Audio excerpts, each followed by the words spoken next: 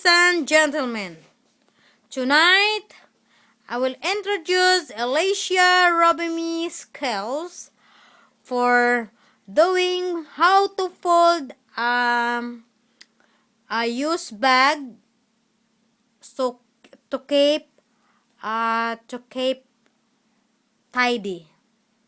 Twang twang twang, twang twang twang, twang twang twang twang, twang twang twang twang twang. Here she is. Here we go.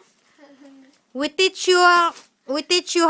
show you how to fold a plastic bag. Okay?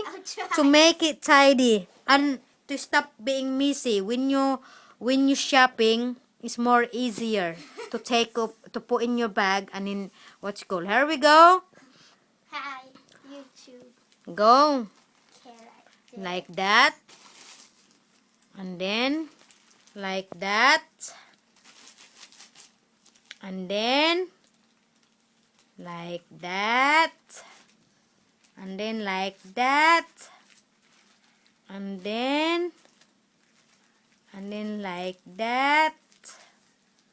And then like that. And then like that. And then have a look. And then what do you do after? And then you can put in your bag. Wait, not that. Mm. The first thing in this video we're gonna do with this. Now we've folded it. No, don't do that. You're cheeky. Come on, give me.